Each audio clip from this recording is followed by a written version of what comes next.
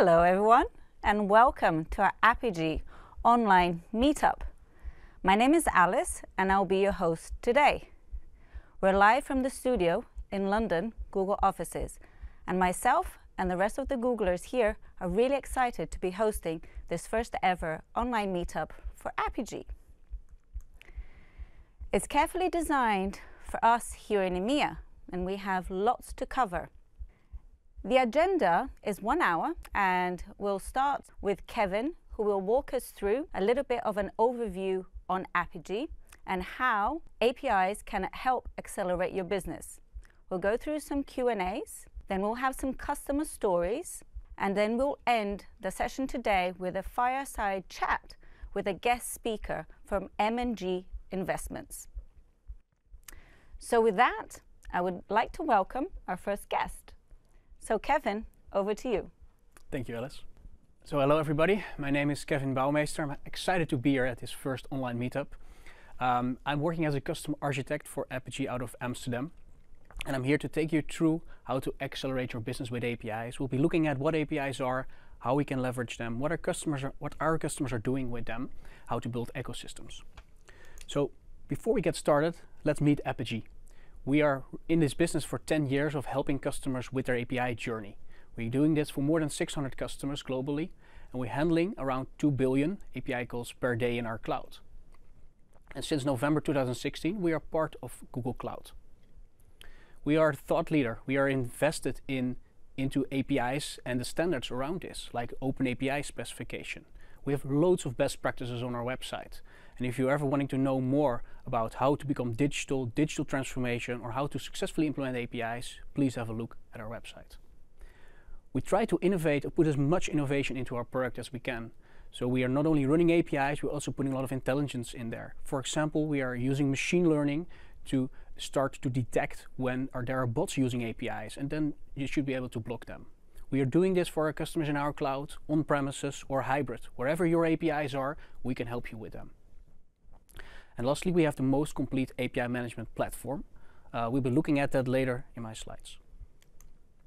But first, let me start with a little bit of a story. So currently I'm here in London, but I'm from Amsterdam. So yesterday I had to make a little bit of travel. And during my journey, I actually used my phone a few times to open up a few apps to help me on that journey. I used it, for example, when I got at the train station to take the train to the airport to see if my train was on time and how much time I still had. I used my banking app to pay for a coffee. When I arrived at the airport, I used the app to check the gate and if my plane was still scheduled to be on time. Luckily it was. I used the app of the airliner to show my boarding pass so that they would allow me on the plane. And I like to listen to a little bit of music, so I also used an app to put some music offline just before I put my phone into airplane mode. So it's just a short part of my day, just maybe 1 hour in total, where I'm using lots of different apps from a lot of different organizations. And the thing is that these organizations, they're not software companies. They're not in business to operate an app. They are being an airliner or an airport or a railway company. But apps are tremendously important for them to reach their customers. This kind of story was kind of impossible 10 years ago. So a lot has happened in 10 years.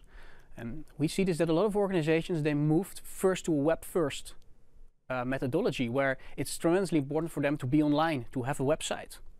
And we see this really in retailers and e-commerce, where it's impossible to imagine not doing this online. Then another shift happened, and mobile first became really important. Really in banking, a lot of customers are doing banking primarily through their mobile. So for a lot of organizations, mobile is super important. And now we see another shift happening, which is called API first, where a lot of organizations are now moving to have APIs out there for their customers or partners to be used.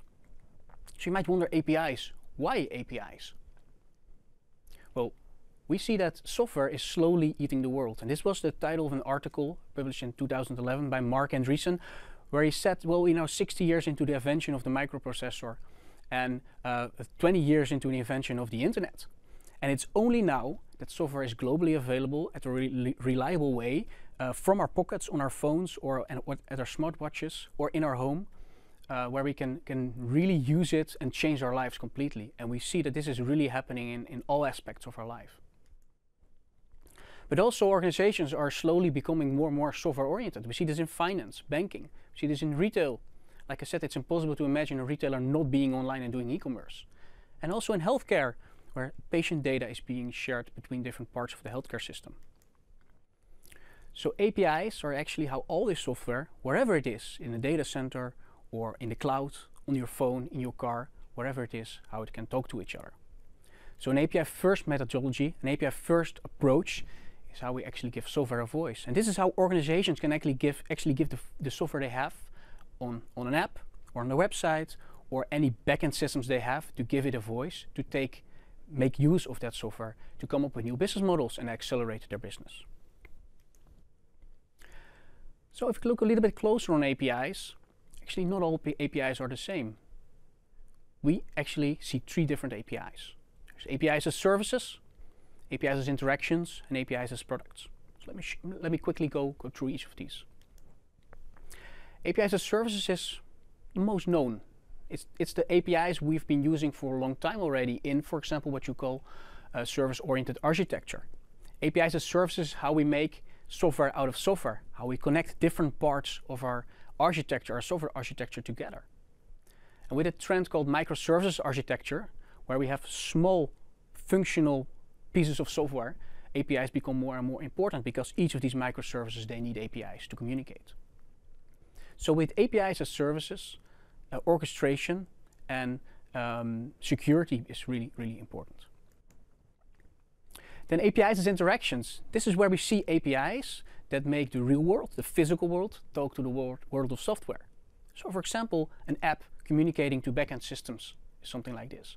But things that we see happening now with IoT and home automation, we see a lot of different beacons, sensors, a lot of different devices being connected to software through APIs.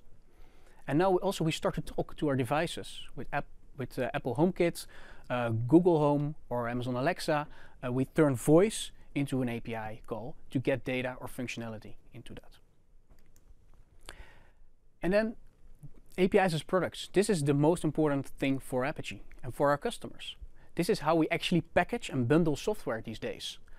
All we need to give people access to software is an API. We need to bundle it with proper documentation. It needs to be easy to use, and there needs to be a proper way to get access to it. So for our customers, this is the way how they actually give their software a voice. And with this, it's really important to think about product management, to think about how API providers who develop APIs and API consumers can come together. So it doesn't really matter which APIs you have, interactions, products, services.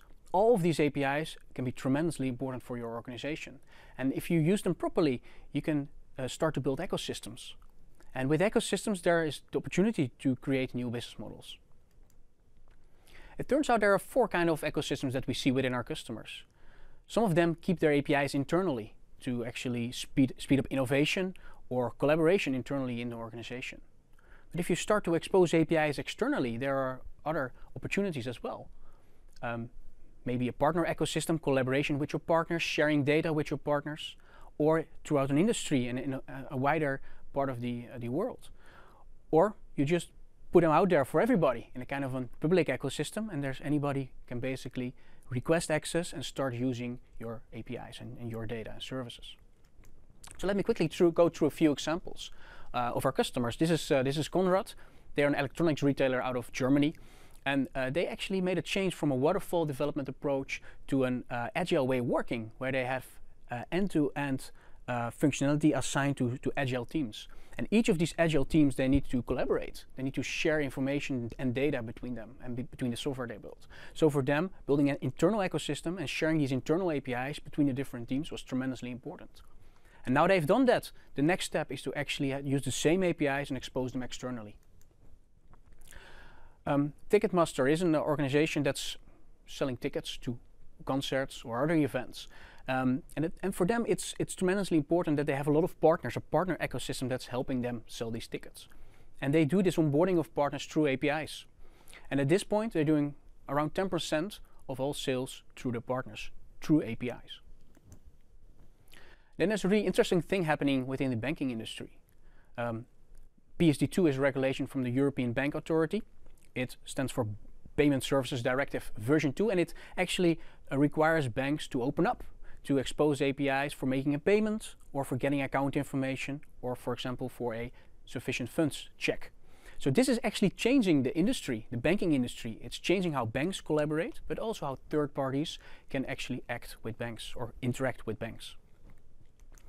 And then lastly, a public ecosystem.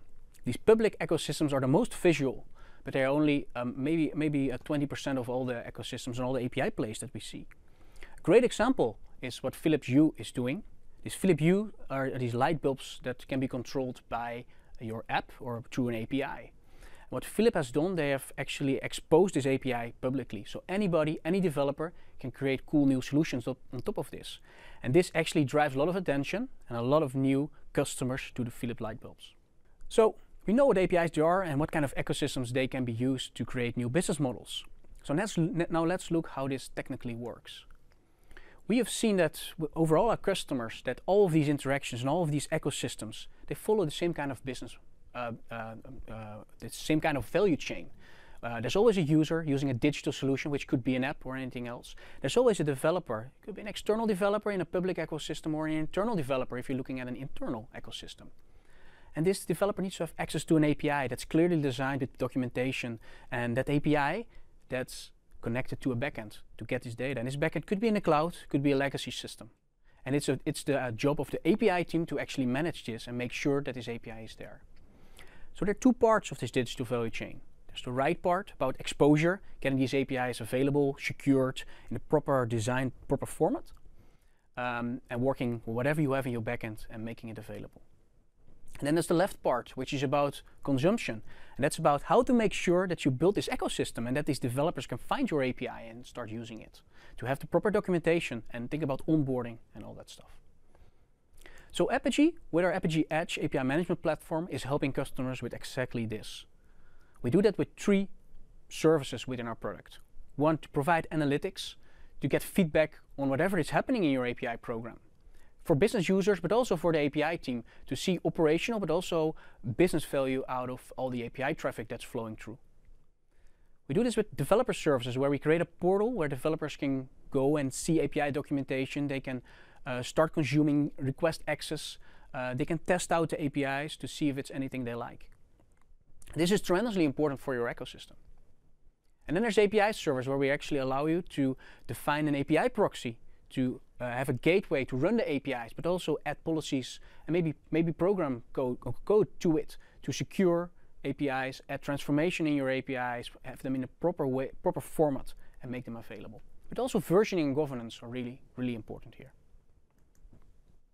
And then if you look at other things that customers ask us, these are all things that are really important to think of in your APIs. A lot of it is around security, detection of users. But it's also about filtering, composition, orchestration, combining APIs, creating mashups. And all that is what we help our customers with. There are 3 types of APIs: build ecosystems, and they work through what we call digital value chain. So that's the technical part. But you might wonder, how does this drive my business acceleration? It turns out it's about more than just technology. As with all changes and all transformations that you're going through, apart from the technology, is also about the processes within your organization, the development processes, the design processes, but also about the people, the kind of skills and kind of talent that you have within your organization. So in order to be successful, you need to, from both the CEO, the business perspective, and the CEO, the technology perspective, you need to think about new business model, new markets, where to be successful, how to fund this, what kind of organization structure you want to implement. But from a skills perspective, there need to be a kind of developers culture within your organization. And you need to think about what the customer expectations are. Like I started with my journey, I use apps a lot. Maybe your customers are looking for such kind of things as well, and you need to have APIs out there to realize that. So in order to move that path and be successful, you need to know where you are, but you also need to know where you're going. So for that, we have actually talked to a lot of different customers, and we have helped a lot of customers on this path. So apart from delivering the technology and API management product, we're actually in business helping organizations be successful and transforming them to these new business models and use APIs for this. We have seen that it comes down to actually 10 dimensions. And we've created a tool which is called Compass. It's available at transform.apigee.com. You can have a look and give it a try right now. This Compass actually asks a few questions and will give an indication on where you currently are, and it will give some advice on what things you need to do to actually move the right direction. So you can use this tool anytime to see where you are and in the future how you're progressing. So quickly go through the 10 dimensions which we have here. It's about having the proper vision within your organization. Are you thinking about building a platform? Are you seeing APIs and having APIs in the right way? Or are you seeing APIs as integration? Or are you seeing APIs as a possibility for an ecosystem? Are you having an outside-in thinking? And are you building a kind of ecosystem? All about vision. Then for alignment, you need metrics to measure how you're doing. You need proper funding to make the changes within your organization. And you need the proper investment from leadership. Is management in your organization willing, and are they actually sponsoring this kind of change? Are they seeing the opportunities? And lastly, there's execution, where we need to make a few changes within your organization, both on the software development life cycle. How are you building software? Still doing waterfall, or actually becoming agile? How is talent within your organization? Are there only a few people really believing in digital, or is it throughout all parts of your IT? And then the self-service. Are you truly making this a self-service way for developers to get access to your APIs and your services and data? So with that, we're able to measure the digital transformation and the transformation that's happening. So with that, I'd like to conclude my talk.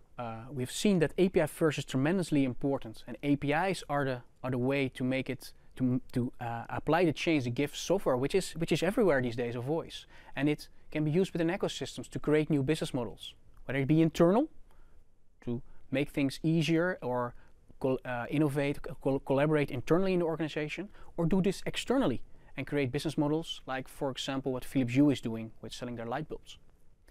And we have seen that it's not only about technology. Technology is one of the things that's really, really important, but it's also about changing your business, changing the people and the skills, and changing the processes that you have. So you need a proper framework to do this, and we've mentioned a tool that can be used to measure this. So with that, I'd like to conclude, and Alice, let's see if there are any questions. Yes. Oh, Kevin, that was great. Thank you so much for sharing your story.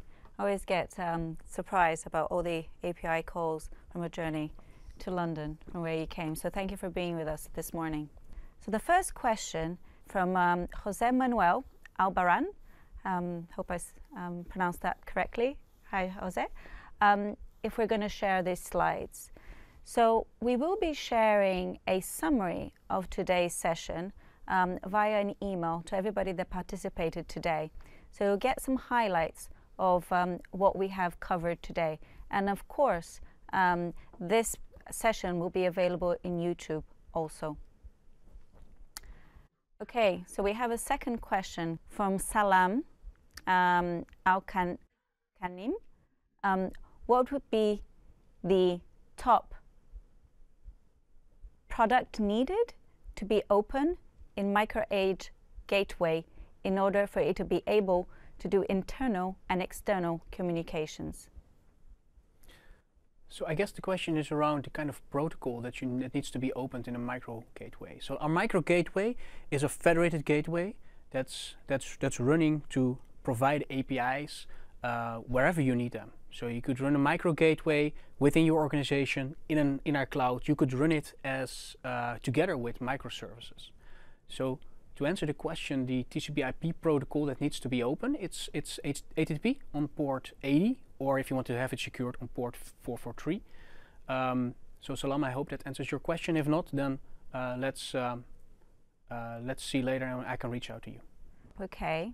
From an anonymous participant today, what do you see that are the most important characteristics that need to be taken account when delivering an API? What are the customers doing? Do you have any point of view on that, Kevin? Yeah, that's a great question. APIs, they need to be easy to use first and foremost, because only if they're really easy, developers will come and actually they will be able to create something cool out of this. But apart from being easy, they need to have great documentation. They need to be secure, of course, because you're actually opening a part of your software, a part of your organization. And also we see more and more that APIs are becoming intelligent. There's more and more logic being put in these APIs, like recommendation APIs or putting kind of intelligent routing into APIs. Very good, thank you. Probably have time for one more question if we scroll down. How long, this is also from an anonymous participant, how long does it generally take organizations to launch APIs? Yeah, that actually varies a lot, and it depends a lot of different factors within the organization. It could basically, I could basically refer back to the 10 dimensions on our compass. The more ready you are with all dimensions on the compass, the easier it is to actually start launching your APIs. But if you have your APIs already and putting a platform on top of it, you could be ready within a few months or a few weeks. Yeah. Interesting. Okay, cool. That's great. So thank you for the questions so far. Please keep them coming. We will address them further along today, this morning. And again, share your moments in social, hashtag Apigee Online Meetup. Thank you, Kevin, for today. Thank you, Alice. So everybody, Kevin mentioned Apigee has over 600 customers worldwide. And we have a very short video that we would like to show with some of these customer stories.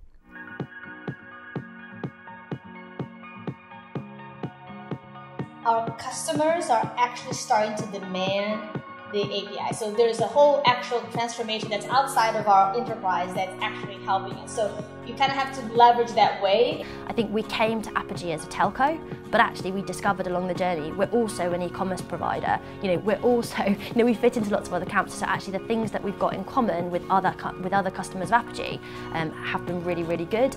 And so what we're able to do with our API is really open up that ability for others to start consuming design information, which means for us, we now have a completely new customer. You learn to love APIs because they're critical capability, and once you see the value beyond your own business and what value the APIs offer to your partners, to the developer community, to people who want to work with you to grow your business, you just can't help but love them. We've seen a significant growth just in the last few months in developers being able to come in, kick the tires, play with the sandbox, and off and running on their production stuff. We must ensure that the interactions that we have with our end users, those developers who are actually creating the solutions with our products, are top-notch. And because of that, we must have platforms that enable us to deliver very compelling solutions, but also ones that are very easy to use and implement. We've at Apogee for about 18 months now, and more and more traffic is going through. So we turned on the website, and we literally went from a few 100,000 requests, or about 100,000 requests a day, to 1 million requests a day, like that. Literally, we flicked the switch, and the grass just went bam. I think that's probably that Apogee family, if you like, has been the most valuable thing that we found. You just can't help but love them.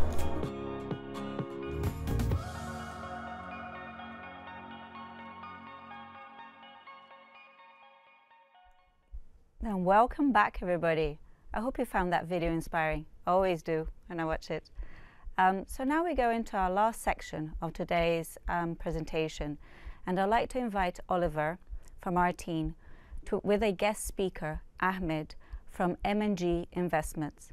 They will do a fireside chat and cover some questions through their journey on API management. So Oliver, over to you. Great, thanks very much, Alice. First of all, apologies, I've picked up on this grey, damp day, a little bit of a cold, so forgive me if I have a bit of a coughing or sneezing fit. But I'm a digital strategist at Apogee. I've been here just over a year, and I work with business and technology leaders on their digital strategies, their platform plays, and the general transformations. Previously, I also was on the customer side, where I led the API program at Marks & Spencer. For me, I found it particularly useful hearing the stories of customers when I was also a customer. Really felt part of a community.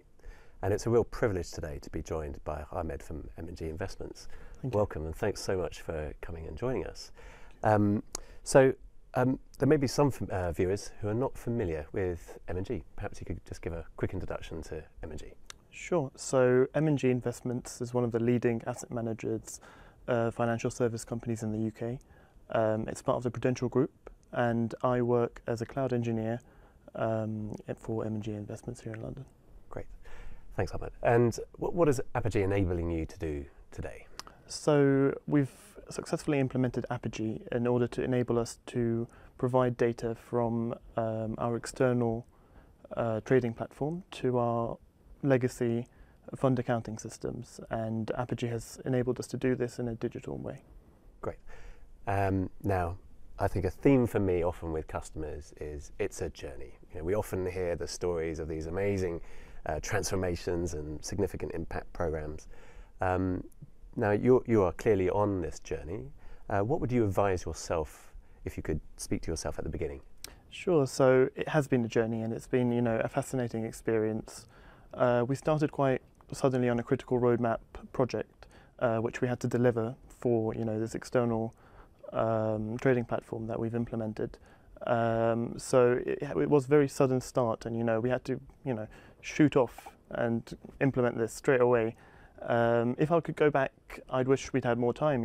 Apogee has lots of different features, and implementing it in the cloud, it would have been fascinating to be able to POC different aspects of Apogee and understand best practices a bit more ahead of time.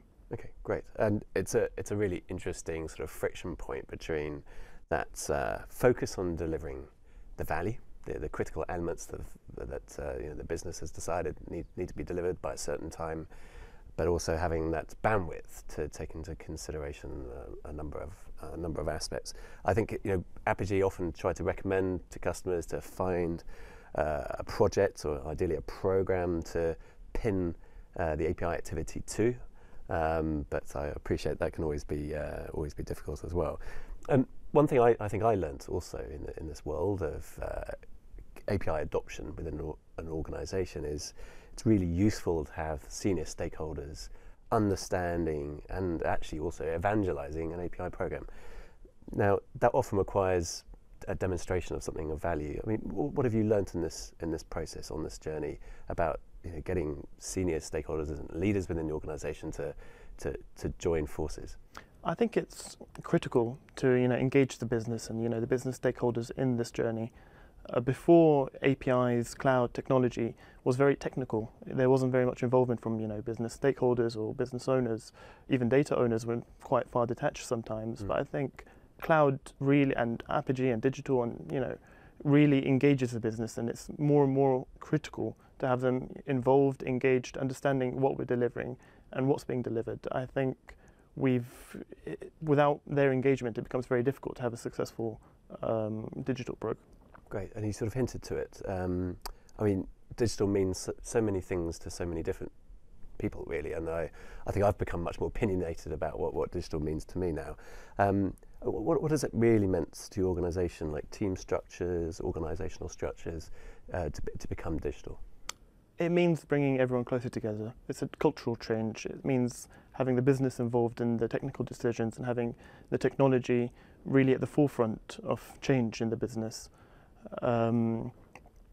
So, at Prudential we have a digital strategy and a cloud-first vision, and I think that's given it a very high profile within the business, within people who may not before have been engaged or understanding what goes on behind the scenes. And, by delivering this critical roadmap project, it has given visibility to the business even more about what Apogee can bring and what digital change can bring. Great, and some very sort of inspiring, kind of strong leadership mandates there, particularly like cloud first. One of the things I'm sort of interested to explore is what we see actually quite commonly with more complex customers, which is that dynamic between an autonomous business unit such as M&G Investments and that group organisation such as the Prudential Group, and obviously we've got Prudential UK. What's it like with some of these mandates that have been made at the group level and you driving forward with your own, autonomous agenda, with your own timescales. What are the dynamics like between the group and M&G? I think being an autonomous business unit as part of a group, it's meant that we've had to start ahead. So we started our digital program and we started our cloud-first approach ahead of some of the other business units in the group, and that's meant that at many times we've had to, fail fast and learn hard and adapt from our changes. It hasn't always been the easiest experience, but it's meant that we can provide that information and those experiences to the other business units going forward. And as they've started their own digital journeys and they've started implementing their own cloud platforms, we diverge as we go forward, and the journey going forward will involve learning from their best practices and vice versa, them learning from us. So I think it's an interesting mix when you have different business units working at different speeds and different approaches, but I think there's always something new to learn from every different part. So it brings additional experience to the team. Great. I mean, that sounds like a healthy cross-pollination, which is obviously what you want to aspire for. And I think what's also really valuable there is that you've had skin in the game. You've actually been that sort of forerunner. You've learned a lot. So you're not just the ivory tower architects devising a certain strategy. Great experience. And what has it been like in the organisation evolving that API capability, the skill sets within those API teams within the organisation? Because I presume that was a new skill set. Yeah, so APIs was completely new for our business. It's meant, learning quickly, learning fast, learning new technologies, even adapting it into the cloud has been a very new experience for us. Linking digital systems, cloud systems to legacy ecosystems is also very challenging sometimes because the backends are not always adapted for cloud or ready to be digital. So it's meant we had to learn from our experiences, accept some tech debt at the start to know that we do have to go back, we do have to look at some further changes in order to meet project deadlines and critical roadmap projects. But it's been an important experience to take, and working in an agile way, bringing business stakeholders closer has been one of the key learning points from this. Great. I really like that point made there about being pragmatic, focusing on delivering value, and then sort of correcting as you go along where appropriate. That's great. That's great experience. And then within M&G itself, are you yet at a point where you're scaling out or federating out those API activities amongst multiple teams, or are you still reliant on a single team? So initially for the roadmap project it was one team, but over time as the capabilities of APIs increased and the multiple use cases have become more apparent to different business areas and delivery teams, it has become more and more federated out. Some APIs can be also reused if you're servicing the same data, so it's just made it naturally the platform to go for different approaches. So we've delivered one project for internal data communication, but going forward we have many roadmap projects for different use cases as well, and being digital, being cloud first facilitates this very easily. Great. And just on that point, do you have a central API team that have that experience and can then help other teams? Is there a centre of excellence or communities of practice? What have you got in the mix to have that central capability but also help other teams? So, starting on the journey early on, the main API teams do have vast experience now working with APIs, delivering projects, and incrementally developing in an agile way. And this has really facilitated it and made it very easier for the new teams coming along to learn from these experiences, to take from what we've learned, the different approaches, best practices, which we're always developing over time. So having a pioneering team go ahead and then other teams follow does help out very much. And like we were talking about, business unit perspective about it's a bigger scale of the same approach. Great. And you're basically touching on something that I often call governance. We often try to talk about small g governance rather than big G governance, and just trying to enable digital teams while also safely delivering value, and enable teams to be autonomous while also having a degree of consistency. Have you got any sort of other tips around enabling those teams to be consistent? I mean, what do you do about things like authentication or security or elements like caching, for example? I think it's, working in financial services, it's data confidentiality and data security is very, very important. We use different approaches such as auth, to protect our data. We have spike arrest and quotas to protect our legacy infrastructure. Data governance is a difficult topic sometimes because there's multiple data owners sometimes for the same set of data, and like I say, in financial services, data protection is very, very critical. So I think it's finding that balance, and by engaging the data owners as well as the business owners, it does help to find that right approach to data governance. Great, thanks. You talked about a myriad of different backends. I mean, that's extremely common for most organizations that we work with. And of course, one of those key principles with APIs is that as we've heard from Kevin, is they're simple to understand, simple to use, and you should be abstracting that complexity. Do you have any tips to our viewers around exposing clean and consistent APIs that may well connect to multiple different backends? I think it's accepting that sometimes you do need to go back and change some of your legacy infrastructure and legacy systems in order to handle this digital platform. And sometimes, achieving that millisecond latency is not possible from day one. You need to accept that tech debt, accept that you will develop a system to wrap around your legacy infrastructure, knowing that one day you'll go back and you will need to develop on it further when possible. I think also having a cloud-first strategy was an approach with a long-term vision of moving more and more back-end systems, more legacy infrastructure to the cloud. I think that facilitates this process in the long run greatly. Great. Let's just talk about that cloud-first theme. It's very common for our customers to run Apigee on-premise. It's very common to run on private cloud environments, and also leverage our software as a service offering. Prudential Group have gone for a private cloud instance in Azure. I say instance, probably multiple instances, right? Yeah. Do you have any advice about running Apigee, the Apigee platform within a public cloud provider? I think the journey is sometimes quite a steep learning curve because you're building a whole infrastructure system.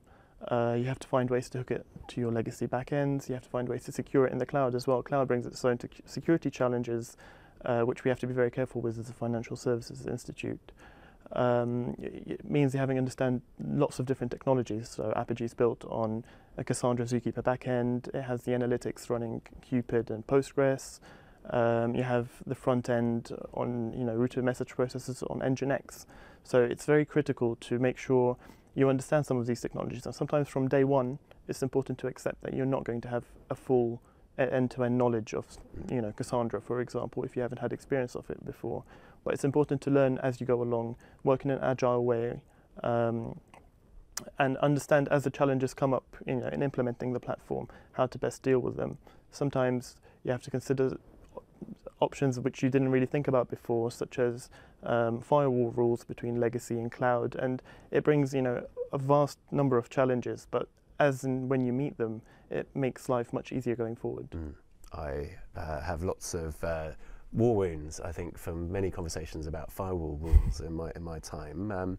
What other things have you learned about that specific element of connecting cloud to on-prem? I think security is key. You have to have a clear security vision, and the earlier you have it, the better. Sometimes aspects of security are left quite late on to the project, and then you realize that you have to redesign lots and lots of different aspects of your infrastructure or architecture to secure your data, to secure your APIs, to secure your legacy backends. It's one of the major challenges that you have to face from early on. I think leaving it late is quite risky. Great. Okay. And what about operationally? Because obviously one of the key elements of running an API platform is that it's a platform that's going to be used by the group, and you want something that will scale out to quite sufficient levels, right? What has M&G or Prudential learnt around running Apigee operationally? So it's been a learning journey. We started off with a smaller ecosystem of Apigee, a smaller planet, and then we built on when we realized there's higher demand. It's understanding that you can scale out and scale back down when needed, and building that into your architecture design from early on rather than approaching your limits in production.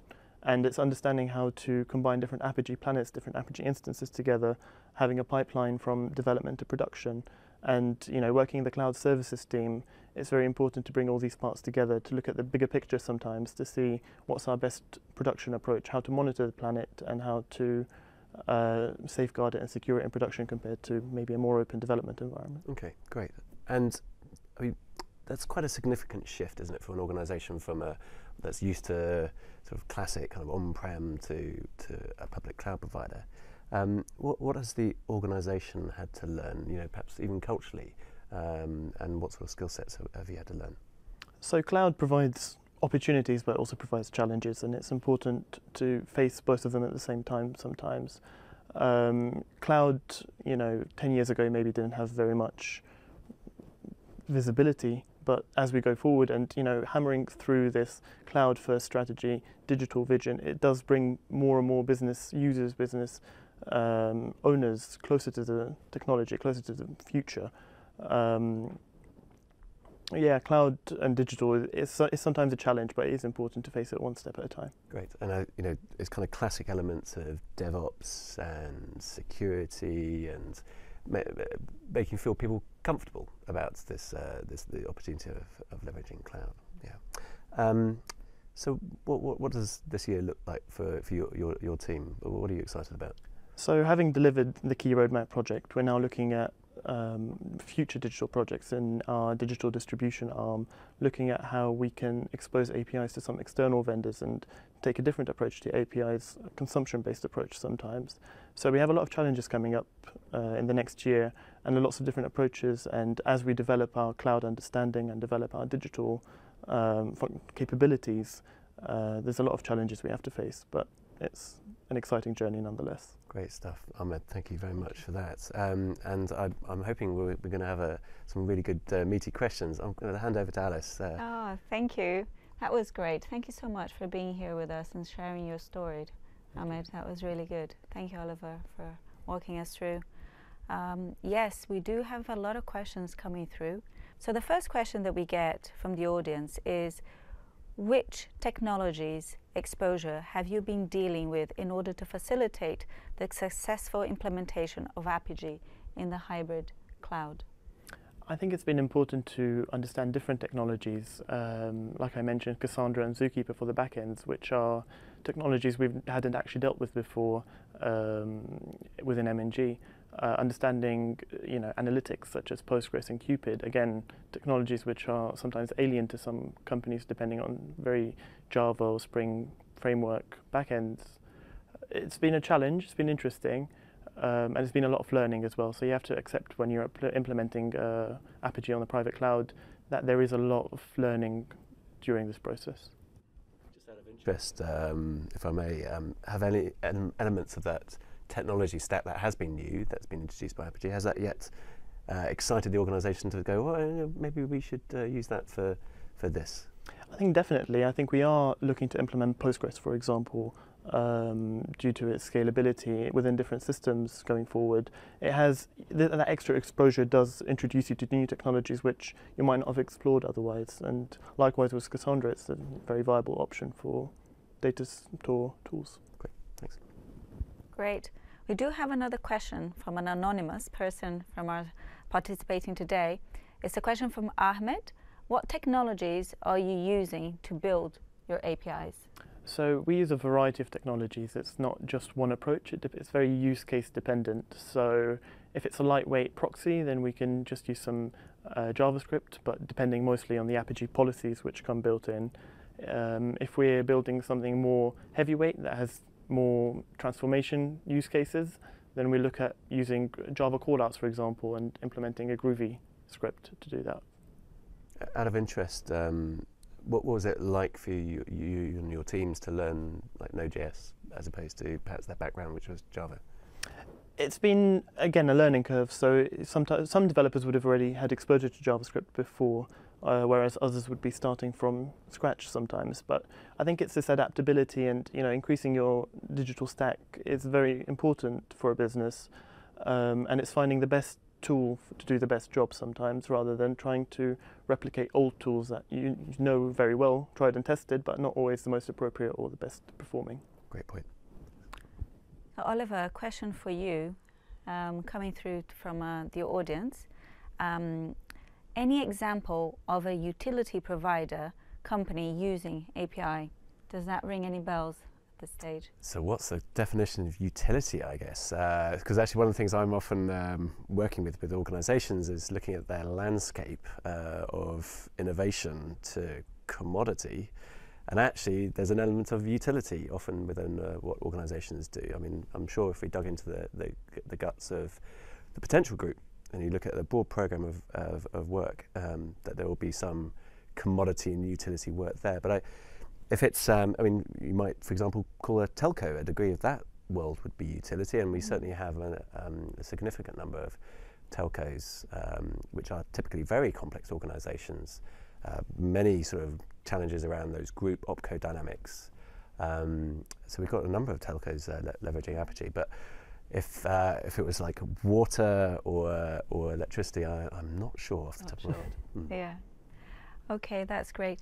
So we're coming to the conclusion of today, and I'm going to wrap up. Thank you so much for everybody participating in today, our first ever online meetup for Apigee here in Europe. So we would love to hear your feedback. How did you feel today went? Any thoughts on what we could do better next time round? So we'll be sending a form as we complete today, and then you can also see the link just there. Please give us your feedback. And again, please share your moments in social. Always good to keep the conversation going. And I'd like to thank again for our guest speaker, Ahmed. Thank you so much for coming today. And Oliver, great session. Pleasure. And guys, thank you so much for participating. Hope to see you next time round. Thank you. Bye-bye.